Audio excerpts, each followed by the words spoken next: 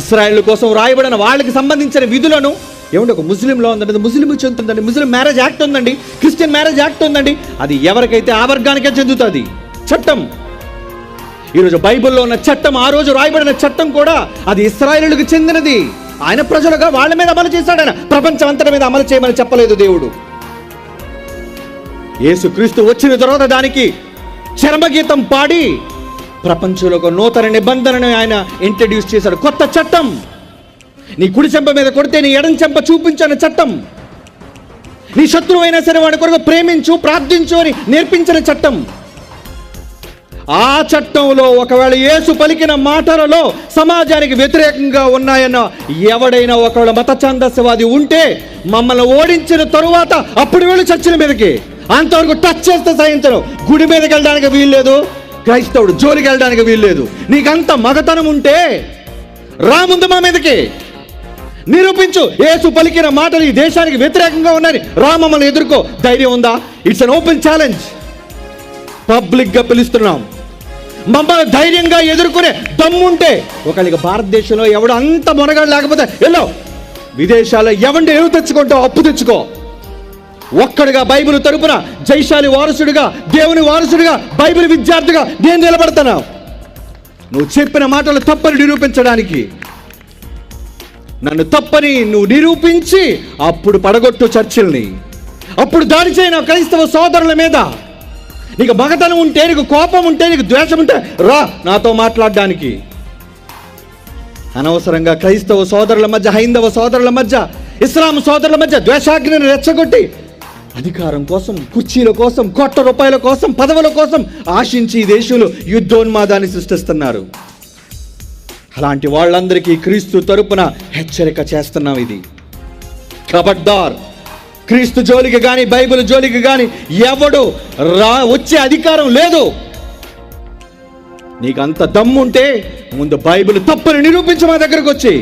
ప్రపంచంలో ఎవడు తీసుకొస్తావు తీసుకురా. ప్రపంచంలో ఎవడు గెలవలేడు. కారణం మాకున్న ధైర్యం, నమ్మకం ఏంటో తెలుసా? యేసు అంతటి గొప్పవాడు. ఆయన చెప్పిన మాటలు అంత యథార్థమైనవి. ఆయన మాటలు తప్పని నిరూపించే మగాడు, మొనగాడు ప్రపంచంలో లేడండి.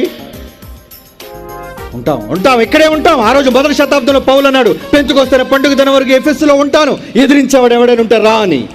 కొరింథీయులకు రాసిన మొదటి పత్రిక 16వ అధ్యాయం 7-9 వచనాలు చూడండి. రా మొదటి శతాబ్దంలో పౌలు చేసిన యుద్ధం. కొరింథీయులకు రాసిన మొదటి పత్రిక 16వ అధ్యాయం 7-9 వచనాలు ఏముంది అక్కడ? ప్రభు సెలవైతే మీ యొద్ద కొంతకాలం నిరీక్షించుచున్నాను, కార్యానుకూలమైన మంచి సమయం నాకు ప్రాప్తించి ఉన్నది. ఎదిరించు వాళ్ళు చాలా మంది ఉన్నారు. పెంతెకోస్తు వరకు ఎఫెసులో నిలిచి ఉంటాను. ఈ రోజు బైబిల్ తప్పని నిరూపించే ఏ మతోన్మాదైనా సరే, యేసుక్రీస్తు మాటలు తప్పని వాగే ఏ దుర్మార్గుడైనా సరే ఉంటే, బైబిల్ ఓపెన్ యూనివర్సిటీ ఇండియాలో ప్రసన్న బాబుగా నేనున్నాను. ధైర్యంగా ఎదుర్కో. నువ్వు ప్రేమతో ఒకవేళ కలిస్తే ఒక పసిబాలుడిగా బాబుగా ఉంటాను నీ దగ్గర. లేదు, తిరగబడితే నీ బాబునవుతాను. నిన్ను తొక్కేయడానికి నా పేర్లో 2 ఉన్నాయి. బాబు అంటే చిన్న బాబు. ఎప్పుడు నువ్వు ప్రేమ కలిగి అంటే నిన్ను సహిస్తా, నిన్ను క్షమిస్తా, నిన్ను భరిస్తా, నిన్ను ప్రేమిస్తా. కాదని ఎదురు తిరుగుతావా, నీకు బాబునే కూర్చొని నిన్ను తొక్క తీసేస్తా. నీకు బైబిల్తో, వాక్యంతో. ఏం చేశారు క్రైస్తవులు నీకు? ఈ దేశంలో అన్నం పెట్టినందుక, హాస్పిటల్స్ కట్టించినందుక, హాస్టల్స్ నిర్మించినందుక, పేదవాళ్ళకి అన్నం పెట్టినందుక, పేదవాళ్ళకి వైద్యం చేసినందుక. ఏమండి ఎందుకండి చంపారు?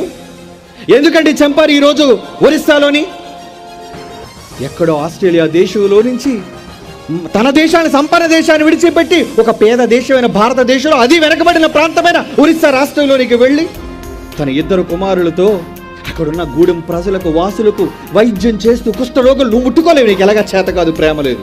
క్రీస్తు నేర్పించిన బాటను నేర్పించడానికి అందరి దగ్గరికి వెళితే క్రూరంగా చంపింది కదండి ఈ భారత జాతి. ఏమి నేర్చుకుంటున్నారు చెప్పండి? ఎవరిది ధర్మం, ఎవరిది జ్ఞానం? ఈరోజు అన్యాయంగా, అనవసరంగా అక్రమాలు జరుగుతున్న ఈ దేశంలో క్రీస్తును గూర్చిన జ్ఞానాన్ని అడ్డగించేవాడు ఎవడైనా ఉంటే చర్చిలు బద్దలు కొట్టడం చేసేది మగవాడి పని కాదు. నువ్వు ఆడంగివైతే చేస్తావా పని? మీరు నిజంగా ఒకవేళ మగసిరి కలిగిన వాళ్ళ, బైబిల్లో ఉంది మగసిరి అనే మాట హోషేయ 12:3లో. యాకోబు మగసిరి కలిగిన వాడుగా దేవుడితో పోరాడాడు. బైబిల్ కలిగిన ప్రతి వాడు ధైర్యంగా ఈరోజు సాహసోపేతంగా వాక్యాన్ని ప్రకటించాలి. ఎందుకంటే ఈ సమాజాన్ని మార్చేది బైబిల్ మాటలే కనుక. నీ ధర్మాలు కావు, నీ ధర్మాలు ప్రవేశపెట్టే కులాన్ని, నీ ధర్మాన్ని ప్రవేశపెట్టే మతాన్ని, నీ ధర్మాన్ని ప్రవేశపెట్టే ద్వేషాన్ని. కానీ నేను నమ్మిన మార్గం, నా యేసు నాకు నేర్పించింది ఏంటో తెలుసా? ప్రేమ, క్షమ, సహాయం, త్యాగం. అలాంటి క్రైస్తవ్యాన్ని దేశం నుంచి రూపమాపాలి అనుకుంటున్నారు, తుడి చేయాలి అనుకుంటున్నారు. ఎందుకరా క్రైస్తవులను శత్రువులుగా చూస్తున్నారు? వద్దు, తప్పు చేస్తుంది ఈ దేశం. ఒకవేళ ఇటువంటి మతోన్మాదులను అంగీకరించే ఏ మతతత్వ పార్టీ అయినా తప్పు చేస్తుంది. ఈ దేశం సుభిక్షంగా ఉండాలి అంటే క్రైస్తవుడు ఉండాలి. క్రైస్తవుడు ఉంటేనే ఈ దేశం చల్లగా ఉంటుంది.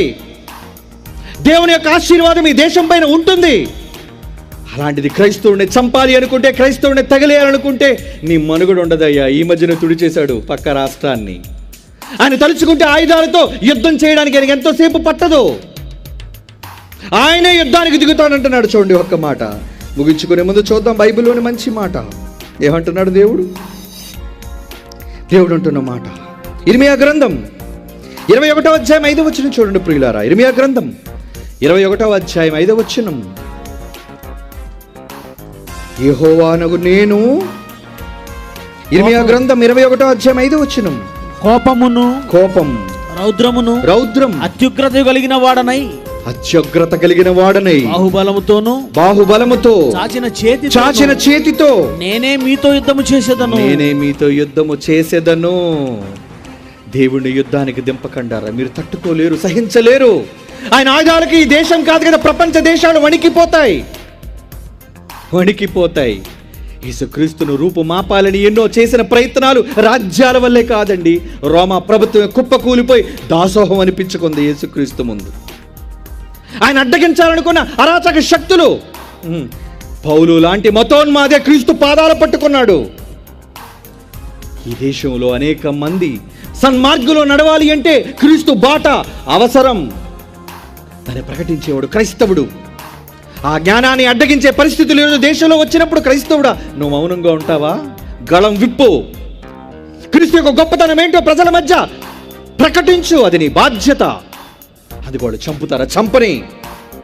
దాడి చేస్తారా? చెయ్యని.